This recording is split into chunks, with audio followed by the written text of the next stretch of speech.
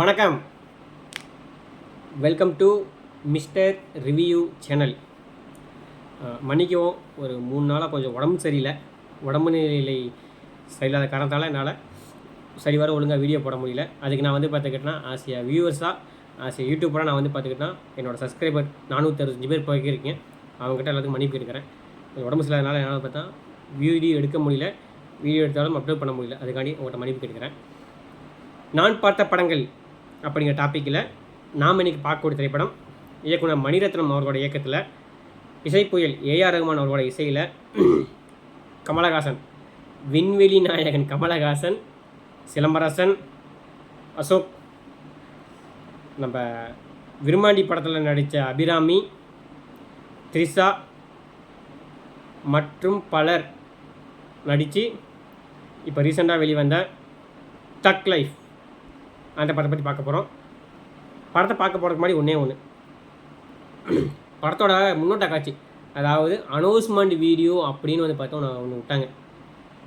என் பேர் ரங்கராஜ சக்திவேல் நாயக்கர் அப்படின்னா அப்படி என்னடா அது எங்கேயோ இல்லாமல் பார்த்துக்கிட்டேன், எதையோடையோ கொண்டு போய் முடிச்சு போகிறாரு அப்படின்னு பார்த்தோம். அப்புறம் படம் எடுத்தாங்க. படத்தை எடுத்துப்படம் பார்த்துக்கிட்டோன்னா ஒரு பெரிய இது வந்தாங்க. படம் வெளிவரதுக்கு முன்னாடி பார்த்துக்கிட்டோன்னா பெருசாக பார்த்திங்கன்னா இன்ட்ரி கொடுக்க ஆரம்பித்தார் நம்ம கமலஹாசன் சார். நாயகன் மாதிரி ஒன்று பண்ண முடியாது, நம்ம நாயகனுக்கு மேலே ஒன்று பண்ணணும். நாயகன் பண்ணுறதுக்கு நிறைய பேர் இருக்காங்க, நம்ம நாயகனுக்கு மேலே ஒன்று பண்ணணும் அப்படின்ட்டு பண்ணியிருக்கோம் அப்படின்னு அப்படி படம் பார்த்ததுக்கப்புறம் தான் தெரிஞ்சு இது நாயகன் கிடையாது, நாயகனுக்கு மேலும் கிடையாது. முதல்ல இந்த படத்தை ஏன் பண்ணாங்கன்னே எனக்கு தெரியாது. அப்படி தான் இருந்துச்சு. ஏதாவதுங்க படமும் ஒன்று எடுத்தால் அந்த படத்துக்கு பார்த்தா ப்ராப்பரான ஸ்க்ரீன் ப்ளே இருக்கணும், ப்ராப்பரான ஒரு இது இருக்கணும். இந்த எதாவது எடுக்க எதாவது பண்ண இதை தான் பண்ண பிளானிங் இருக்கணும். அப்படி இல்லையா, ஒரு துளி பர்சன்டேஜாவது பார்த்துக்கிட்டோன்னா ஒரு 10% பார்த்தா கதை இருக்கணும். ஆனால் அந்த படத்தில் என்ன இருக்குன்னு எனக்கு தெரியல. எப்படி பார்த்துக்கிட்டா கமலஹாசன் சார் இதை பார்த்தா ஏற்றுக்கிட்டு நடிக்க ஒத்துக்கிட்டாருங்கிறது சரிமா எனக்கு தெரியல. ஒரு புதுசாக வர டேரக்டர்லாம் பாருங்கள். இன்றைக்கி பிரதீப் ரங்கநாதன் ஆகட்டும், இந்த மாதிரி நெல்சன் ஆகட்டும், நம்ம லோகேஷ் கனகராஜ் ஆகட்டும், நான் இப்போ பாண்டி டூரிஸ்ட் படம் எடுத்தார் அந்த இயக்குனர் ஆகட்டும், இந்த மாதிரி புதுசாக வர டேரக்டர்லாம் பாருங்கள். ஏன்னா நம்ம அஸ்வன் மாரிமுத்து அந்த மாதிரி புது டேரக்டர்லாம் பாருங்கள், எப்படிலாம் கதை எடுக்கிறாங்க, எப்படிலாம் பார்த்துட்டு கதை யோசிக்கிறாங்க. நீங்கள் 90s 80sலேருந்து இருக்கீங்க சார் மணிரத்னம் சார். 1980லேருந்து நீங்கள் படம் எடுத்துக்கிட்டீங்க, 80 90லேருந்து இப்போ 2025 இப்போ வரைக்கும் படம் எடுத்துருக்கீங்க. ஆனால் என்னத்தை நீங்கள் பண்ணுறீங்கன்னு தெரில சார். நான் புதுமையை கொண்டாடுறேன்ட்டு நிறையா பார்த்துக்கிட்டா போட்டதவே போட்டு அரைச்சமாகவே அரைச்சி கொஞ்சமாக பார்த்துக்கிட்டா புதுசாக யோசிங்க சார். நான் பார்த்துக்கிட்டேன்னா புதுமை பித்தன் அப்படின்ட்டு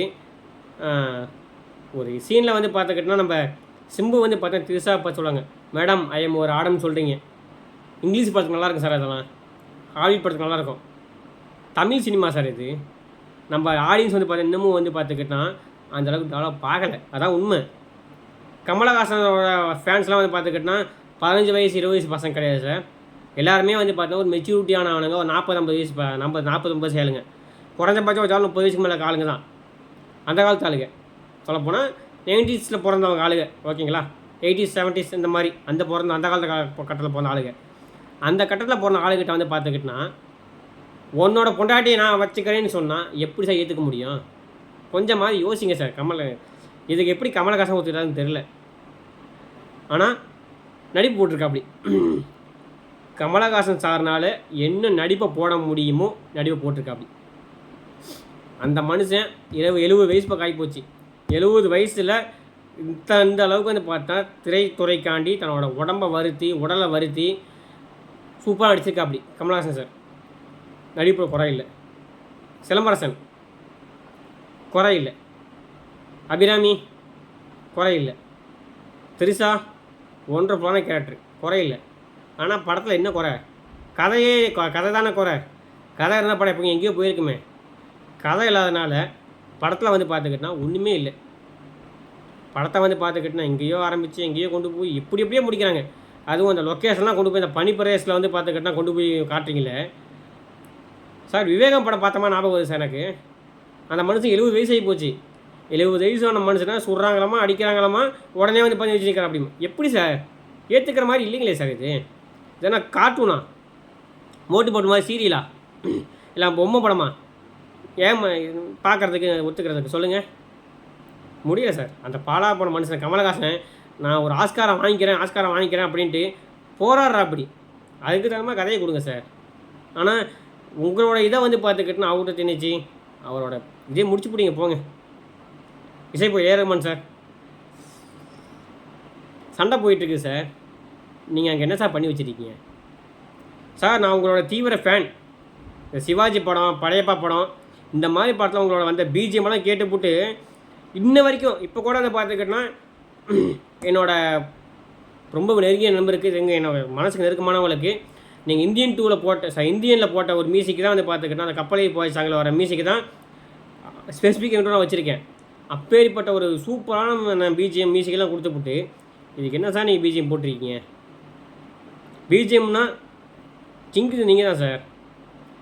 அந்த காலத்தில் இளையராஜா மாதிரி வந்து பார்த்துக்கிட்டோம் ஒரு மிகப்பெரிய ஜாம்பவான் கூட போட்டு நிற்க முடியும்னா நீங்கள் தான். அந்த மாதிரி ஜாம்பவானுக்கு எதிர்த்து ஒருத்தர் நிற்கிறான்னா அவங்களால மட்டும் முடியும்னு அன்றைக்கி இருந்து சொல்லியிருக்காங்கன்னா அப்பேற்பட்ட இசையை கொடுத்த நீங்கள் இந்த படத்துக்கு என்ன சார் கொடுத்துருக்கீங்க? அதுவும் பேக்ரவுண்ட்லாம் தரமட்டாக போட்டு வச்சுருக்கீங்க. ஒன்றுமே சொல்கிறதுக்கு ஒன்றும் இல்லை சார் எனக்கு அதில். ஏன்னா உங்களை பார்த்து உங்களோட சிவாஜி படத்தோட பிஜிஎம், படையப்பா படத்தோட பிஜிஎம்மு, அலைப்பாயுதை பிஜிஎம்மு, பாபா படத்தோட பிஜிஎம்மு, ஏன் இப்போ ரீசெண்டாக இந்த ராவணன் படம் பிஜிஎம், இந்த ராயன் படம் பிஜிஎம்மு, எவ்வளோ பிஜிஎம் நல்லா தான் போட்டுனீங்களே சார். ஏன் சார் உங்களோட பிஜிஎம் இப்படி போச்சு? ரொம்ப எக்ஸ்பெக்ட் பண்ணது சார். பட் ஆனால் அந்த அளவுக்கு இல்லை. பாடல் ஒன்றும் பிரச்சனை இல்லை சார். ஆனால் படத்தில் பாடல் வைக்கலையே, அதான குறை. நீங்கள் பாடலில் வைக்காத குறைய பிஜிஎம்மை சமாளிச்சுப்பீங்கன்னு நான் பார்த்தேன். ரொம்ப இது பண்ணிட்டீங்க சார். ரொம்ப இது பண்ணிட்டீங்க. அப்புறம் பனிப்பிரேசன் கமலஹாசன் கூட்டிகிட்டு வரீங்க. சரி ஓகே, கூட்டிட்டு வந்து 1 நாள் ஆகுது, 2 நாள் ஆகுது. ஏங்க கடைசி வரைக்கும் வந்து பார்த்தா அந்த மனுஷன் சேவெல்லாம் பண்ண மாட்டாரா? அது ஆடியோடையே செய்வா அப்படியா? முடிவிட்ட மாட்டா அப்படியா? என்ன சார் சிந்தனை உங்களுக்கு இது? எப்படி சார் யோசிச்சிங்க இதெல்லாம்? எப்படி சார் ஆடியன்ஸ் எல்லாம் ஏற்றுக்குவாங்க வச்சுக்குவாங்க நீங்கள் நினச்சிங்கன்னு தெரியல சமயத்தம் சார். சார் நம்மளே பொறுத்த வரைக்கும் ஒரு படம் நல்லா இருக்குன்னு சொல்லுவோம், நல்லா இல்லைன்னு சொல்லுவோம். சார் ரிவ்யூராக அதான் என்னோடய கடமை. ஏன்னா நான் 150 ரூபா கொடுத்து படத்தை பார்க்குறேன். நான் 150 ரூபாய்க்கு வந்து நான் வந்து பார்த்துக்கிட்டேன்னா 4 மணி நேரம் வந்து பார்த்துக்கிட்டேன்னா வேலை பார்க்கணும். மினிமம் வந்து 2 மணி நேரம் ஓட்டி பார்த்தா தான் எனக்கு வந்து 150 ரூபா காசு வரும். அப்படிங்கும்போது அதோட வழி எனக்கு தெரியும் சார். நீங்கள் 10 கோடி சம்பாதிக்கிறீங்க ஒரு படத்துக்கு, தப்பாக எடுத்துக்காது. மினிமம் 10 கோடி வாங்குறீங்கன்னு வச்சுக்கலாம். அது உங்களுக்கு பெரிய 150 பெரிய காசு கிடையாது. எனக்கு வந்து பார்த்தா அது வந்து 2 மணி நேரம் ஓட்டி காசு. எப்படி சார் நான் வந்து விட்டு கொடுக்க முடியும்? ரொம்ப எதிர்பார்த்தேன் சார். நீங்கள் படத்தை கூட்ட பில்டப்பு அதெல்லாம் பார்த்துட்டு நான் ரொம்ப எதிர்பார்த்தேன். சரி ஓகே, இது வந்து பார்த்துக்கிட்டேன்னா சிம்புக்கு 2 வருஷம் கழிச்சு படம் வருது, நல்ல படமாக இருக்கும்னு எதிர்பார்த்தேன். ஒன்றும் இல்லை. அசோக் செல்வனுக்கு எப்படிப்பட்ட நடிகை அந்த மனுஷன், அந்த படத்தை வந்து பார்த்தா அந்த ஆளுக்கு வந்து பார்த்தா நீங்கள் கேரக்டரே கொடுக்காம படத்தை சொதப்பி வச்சுருக்கீங்க. கமலஹாசன் சார் மட்டுமே வந்து பார்த்துக்கிட்டனா வச்சு ஓட்ட முடியாது சார். படத்தில் கொஞ்சமாவது கதைன்னு வேணும். கதைன்னு இருந்தால் மட்டும்தான் ஆடியன்ஸ் உட்காந்து யோசிப்பான். சார் இன்றைக்கி இருக்க பசங்கள்லாம் வந்து பார்த்தீங்கன்னா ட்ரெண்டிங் ஆகிட்டாங்க சார். நிறையா வந்து பார்த்துக்கிட்டா ஃபோனில் பார்க்குறாங்க, நிறைய வேற்றுமொழி படங்கள் பார்க்குறாங்க. நம்ம பக்கத்து சைடு கேரளா பாருங்கள் சார், ரொம்ப நார்மலான கதையை வச்சுக்கிட்டுலாம் வந்து பார்த்தா படத்தை வந்து பார்த்துக்கிட்டா யதார்த்தமான படத்தை சூப்பராக கொண்டு போகிறாங்க. நீங்களாம் ஜாம்பவான் சார். எப்போ இப்படி பண்ணுறீங்க? நானும் இப்போ இந்த ரிவ்யூ பற்றி எதுவுமே பேசலை, படத்தோட கதை எதுவுமே சொல்லலை. ஏன்னா என்னோடய மனக்குமுறைகள் எனக்கு புலம்பலாக தான் தோணுது. என்ன படத்தை ஏன்டா நான் பார்த்தாலே போச்சு, 150 ரூபா வீணாக போச்சு, அனாமத்து 2 மணி நேரம் ஓட்டி காசு போச்சு, நான் புலம்பிட்டு உட்காந்துருக்கேன். அந்தளவுக்கு அந்த படத்தை பார்க்கும்போது இருந்துச்சு. தயவு செஞ்சு கொஞ்சம் நல்ல படமாக கொடுங்க சார். ரஹ்மான் சார், உங்கள்கிட்ட நான் மிகப்பெரிய கம்பேக் எதிர்பார்க்குறேன். நீங்களும் கூடிய சீக்கிரம் கம்பேக் கொடுப்பீங்க நான் நம்புகிறோம். எல்லாத்துக்கும் மேலே படத்தில் வந்து பார்த்துக்கிட்டா திரிஷா மேடம் கொஞ்சம் நல்லா நடிச்சுக்கோங்க. நடிப்பில் யாருமே எந்த விதமான குறையும் வைக்கலை. ஆனால் படத்தில் கதை தான் குறை, கதையே இல்லை. அதான் மிகப்பெரிய குறை. கமலஹாசன் சார், சிம்பு சார், திரிஷா, அபிராமி, அசோக் செல்வன் இவங்களை மட்டும் பார்க்க வரல, கதையை பார்க்க வந்திருக்கோம். கதையை கொஞ்சம் கொடுங்க, அவ்வளோதான். இந்த படத்தை பற்றி எனக்கு பெருசாக சொல்கிறதுக்கு ஒன்றுமே இல்லைங்க. அதே மாதிரி அந்த சின்னம்மாயி பாடின பாட்டையும் வந்து பார்த்தா தூக்கி போட்டிங்க. அதை வச்சுருந்தா அவர் ஏதோ வந்ததுக்கு வந்து பார்த்தா ஒரு ஆறுதலாக இருந்திருக்கும், அதுவும் இல்லாமல் போச்சு. ஸோ மாதிரி வந்து பார்த்தா ஏகப்பட்ட கொலைப்படி இருந்தாலும் 1-2 ஃபைட் சீன் ஏதோ கொஞ்சம் பரவாயில்ல அன்பறிவு. ஆனால் அந்த மனுஷன் போட்டு பாடிச்சிட்டியா நீங்களாம், பாவம். ஐயோ, அடுத்த படம் அவங்க படம் பண்ணிக்கிட்டு இருக்கா அப்படி மனசில் உசோடு தெரியல. ஏன்னா அந்தளவுக்கு வந்து பார்த்தீங்கன்னா மனுஷன் போட்டு கொலையாக கொண்டு போட்டிங்க சைட்டுங்க சண்டை காய்ச்சல்லாம். கொஞ்சம் பார்த்து பண்ணுங்கள். அந்த மனுஷன் 75 வயசு பக்கம் ஆக போகுது. வயசு கொஞ்சம் மரியாதை கொடுங்க சார். ஏன்னா போட்டு அவரை ரொம்ப டார்ச்சர் பண்ணாமல் நார்மலாக சண்டை காய்ச்சல் கொடுங்க, நல்லாயிருக்கும். அவ்வளோதான். இந்த ரிவ்யூவில் நான் என்னோடய மனக்குமுறை மட்டும் சொல்லியிருக்கேன், மற்றபடி எதையும் சொல்லலை. எத்தனை பேர் படத்தை பார்த்தீங்க அப்படிங்கிற சத்தியமாக எனக்கு தெரியாது. படத்தை பார்க்காதவங்க பார்க்கலாமா நம்ம யோசிச்சுட்டு போய் பாருங்கள். ஏன்னா எனக்கு ஒன்றும் படத்தில் பெருசாக இல்லை. இந்த ரிவ்யூ பிடிச்சிருந்தா சேனலில் சப்ஸ்கிரைப் பண்ணிக்கங்க. சப்ஸ்கிரைப் பண்ணிட்டு முழு வீடியோ பாருங்கள். முழு வீடியோ பார்த்தா மட்டும் பார்த்தாது. 4 பேர்த்துக்கு இந்த மாதிரி சினிமா செய்திகள் சம்மந்தப்பட்ட பிடிக்கும், பழைய படங்கள் புதிய படங்கள் ரிவ்யூ பிடிக்கும் அப்படிங்கிறவங்களுக்கு நம்ம சேனலில் சப்ஸ்கிரைப் பண்ணுங்கள். நாங்கள் பார்த்து வந்தால் போதும். தாராளமாக இந்த மாதிரி சினிமா சம்மந்தப்பட்ட செய்திகளும் பழைய புதிய படங்கள் நம்ம சேனலில் கண்டிப்பாக ரிவ்யூ செய்யப்படும். அனைவருக்கும் நீங்கள் சேனலை சப்ஸ்கிரைப் பண்ணிட்டு முழு வீடியோ பாருங்கள். மீண்டும் ஒரு திரை விமர்சனம் நிகழ்ச்சியை சந்திப்போம்.